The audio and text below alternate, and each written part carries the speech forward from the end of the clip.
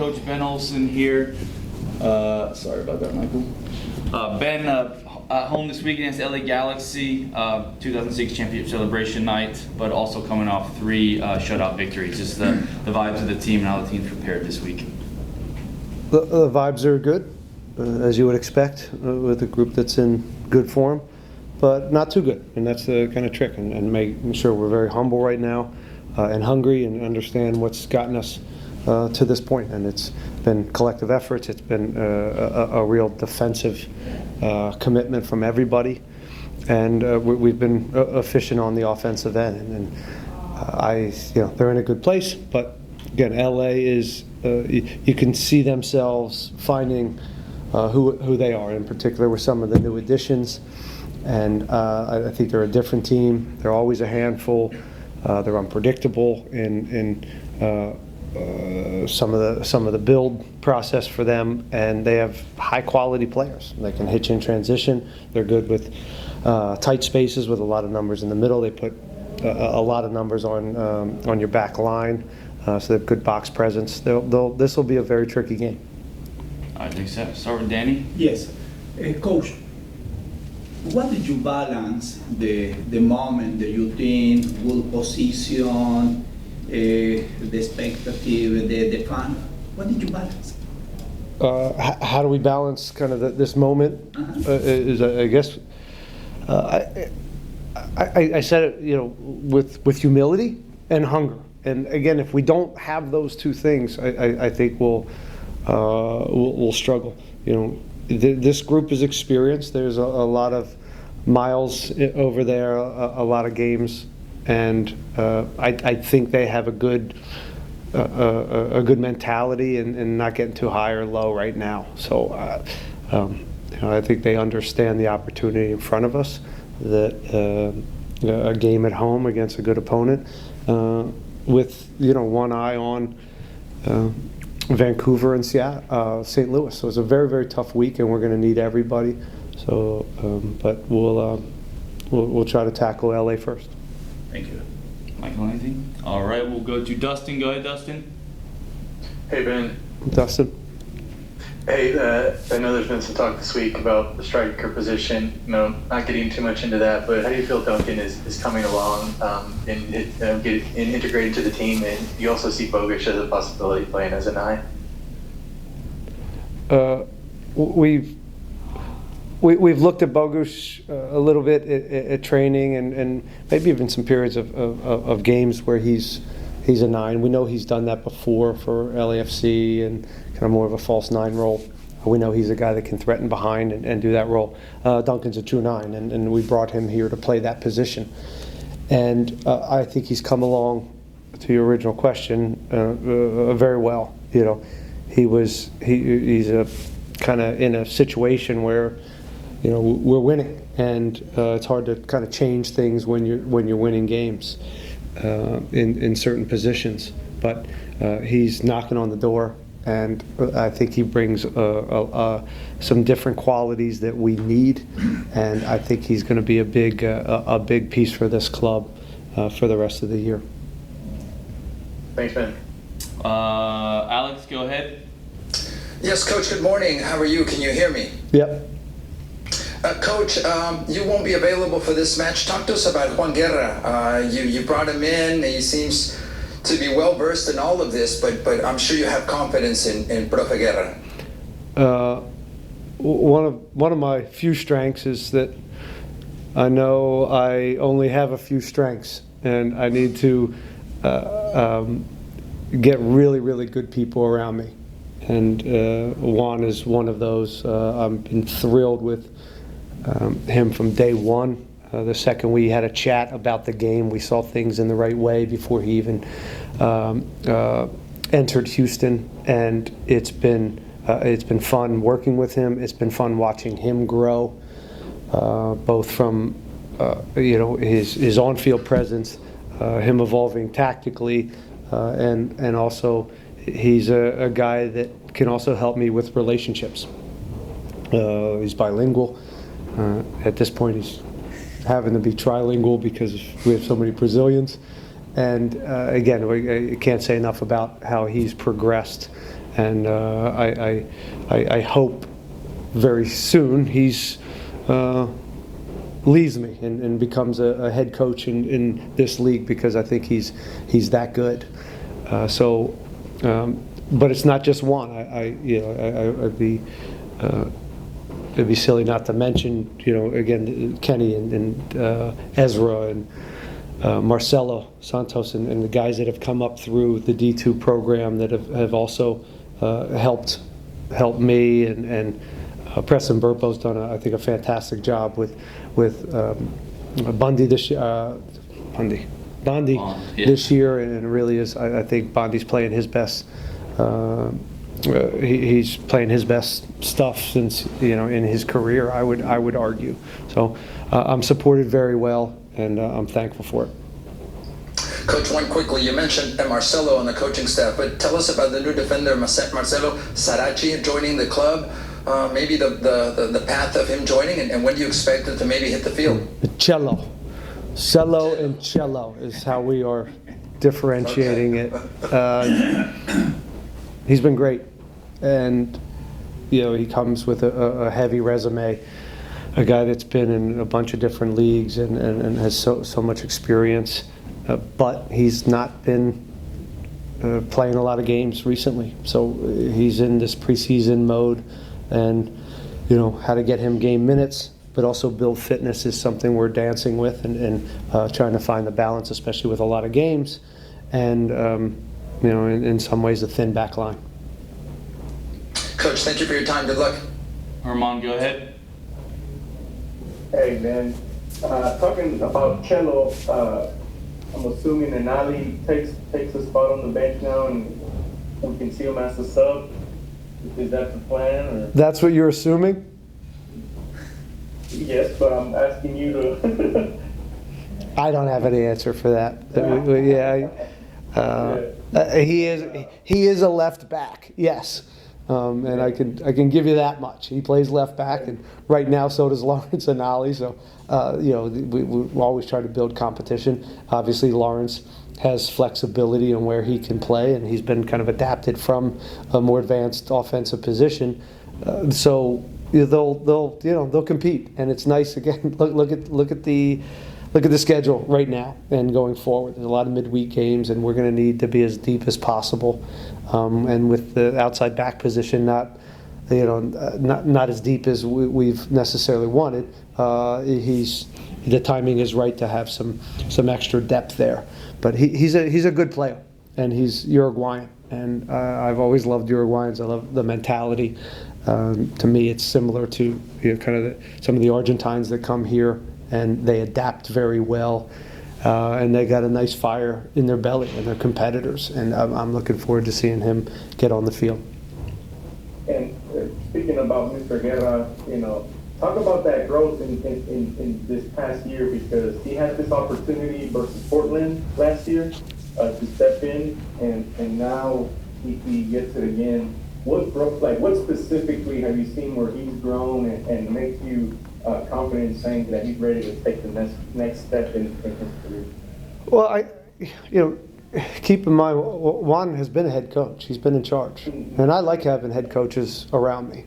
I don't have an ego with that, and I think that gives them an understanding of what sometimes the head coach is going through, and they also aren't afraid to take responsibility. And I give a lot of responsibility to all the assistant coaches to be a big part of the operation. So I think he's grown in every area: man management, clarity on our game model and how we teach it.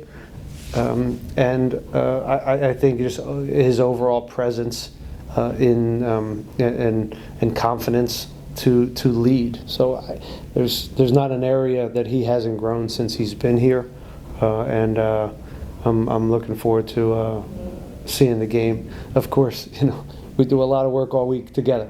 I'm still here all week, and we're working, and we're prepare the team as best as possible in the same way as we do every week. And then I got a lot of faith in the group around me. They'll do a great job, as they've done in the past when I've gotten in hot water. And my last question is, Hector Herrera, is the second time he shows us the behind-the-scenes post-practice, a little steak, get together, a little carne asada. What can you tell us about that?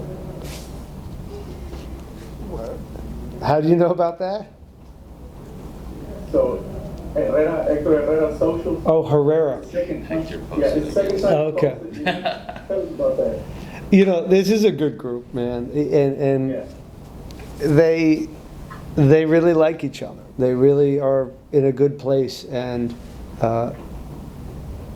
they enjoy each other's company, and having a barbecue is part of the our culture in America, but it's also a big part of the Argentine culture and the Brazilian culture, and it's something they like, and they seem to be able to handle that and continue to win games.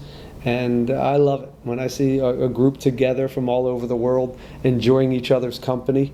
That means a lot to me as a coach, as a leader, and someone that cares for these players. So, winning helps. Winning also helps some of these types of things. But it's a group that in some ways reminds me of the first 2 years when they could enjoy themselves, they could play free, and they had a winning mindset, but they enjoyed each other. Good deal. Thank you, Coach. Best of luck tomorrow. Okay. All right, Jesus, go ahead. Hi, Ben. Can you hear me? Yep. Over these last 4 games, last 3 games, 3 points in each, would it be fair to say, obviously you're impressed with the whole team, but I want to hear about the defensive side, especially that back line. Do you feel you're set with that back line, or and the work that they've done? Has that been the most impressive part of this team over the past 4 games? I think they've been good, but I think it's too easy to say that now. With all the preparation that every team does now collectively from pressure, your central midfielders and the roles that they have, the responsibility of wide guys and what you're doing on the other side of the ball, what you're doing on the strong side, and what our principles are, and how much work it is for everyone to be a good defensive team. I think it's hard to just isolate them. I think they've done a great job. I think Lucas has come back strong. Resch continues to play at a high level. Lawrence is, again, always kind of a little bit out of position in this left back, but you see him growing every week into this and embracing it. Felipe's, as I said, he's an animal. So, yes, they've been good. But, again, what Hector did the other day to occupy space against one of the best players in Gil and help that out was also a part of that shutout. And what Artie does, and Ponce, his front press, and Guilherme as a superstar who's scoring goals and buying into his role without the ball. I can't isolate them. It is always about the collective. But yes, and you need a few saves from your goalkeeper as well. And so I'm not trying to skirt the question. I like to think of it as a bigger picture. Jesus, just 1 second. We're going to grab a question from Selvin and Sam. We got to leave the room here in 3 or 4 minutes to get a dash player in, but I'm just going to, we'll go to Sam and then Selvin, and if we have time, we'll come back around. Okay, hey, hi Ben. Hi, Sam. Yeah, yesterday when I saw you, I can feel that winning aura coming from you. I can really feel it. 3 straight clean sheets, 3 straight win on the bounce, and your defense line have done, pretty good work. When you look at that defense line, what specifically pleases you about the way they have performed in those 3 key games that you saw them play and kept clean sheets? Are you talking about the back 4? This is a back 4 question? Yes, sir. Yeah, I just kind of at length danced through that, Sam. The box defending has been good, and I think Their active defending has been good. Repress being in good moments up the field as we attack. Their focus has been high. I think they've done a good job with open balls, limiting space in behind. Dealing with wing progressions and the channels. They've done a lot of good things. But as I said before, Sam, this is a collective. This is everybody doing this together. And there's, on the defensive end, it's about connection right on through the group, and that's where I'm most proud of them. LA's a different animal than what we just addressed. A lot of those teams had big strikers, big powerful strikers that sometimes are not easier to deal with, just different. There's a lot of interplay and a lot of interchanging with central numbers with LA, and that poses a lot of problems for center backs and holding midfielders. So that's something we got to really kind of work on and communicate through and make good decisions, because they're very, very tricky in those moments. All right. Yeah, Sam, Sam. One more. Quick one. Go ahead, Sam. Go ahead. Despite all the signs you have about LA Galaxy and where they are or whatnot, there seems to be something special that Houston bring when they play Californian teams. 4-1 earlier this season against LAFC, 1-1 away at LA Galaxy. I mean, can you tell us what excites Houston Dynamo when they see Californian teams? I don't know, Sam. That's a good question. It's a good question. I hope it continues. But again, it's that doesn't we don't bank on that. We bank on preparation and making sure we're ready, and again, hungry to move up the table, and with a real respect of our opponent and what they're going to bring. I think this is a new Galaxy team as they start to build with more guys and more profiles. With Lozano, the forward coming in now. I think they're starting to. I anticipate them having a good second half of the season, but hopefully they delay that. All right, wish you all the best. All right, thanks, Sam. Thanks, Sam. All right, Sullivan, last one from you. What can we see from the Houston Dynamo, knowing that playing at home is a good advantage? Only 2 losses this season. Well, we talked this off season really about a lot about home field and taking care of that, and that puts us in a good position to be in the postseason, as every team is shooting to protect their home field and get as many points there as possible.